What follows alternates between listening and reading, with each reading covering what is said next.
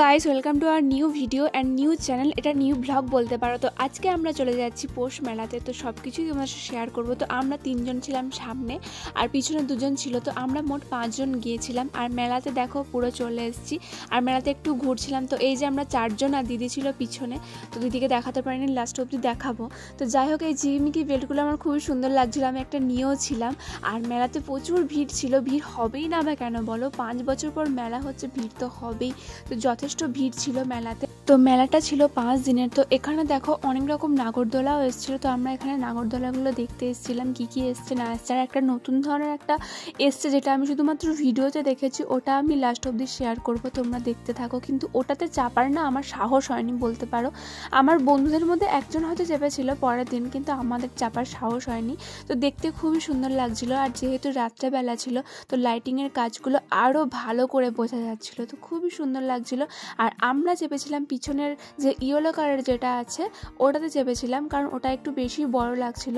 তো এই যে এই রাইডটার কথা বলছিলাম, তোমরা পুরোটা দেখো।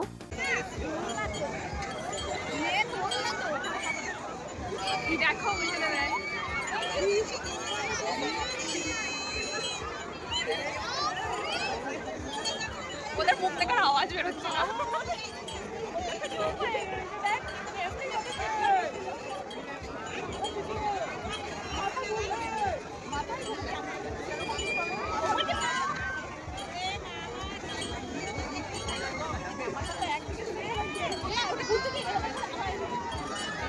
তারপরে আমরা ইলেকট্রিকে চেপেছিলাম। আর প্রতি বছর ইলেকট্রিকে আমরা চাপি।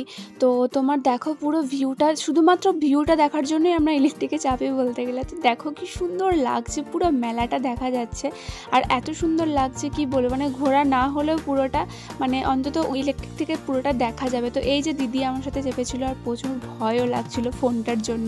তো আমরা এই যে এখন চাট খেয়ে নিচ্ছি। তো চাটটা এখানে অসাধারণ বানিয়েছিল এই দাদাটা, খুবই সুন্দর ছিল চাটটা খেতে। তো এখানে চাট 1 প্লেট নিচ্ছিল 50 করে।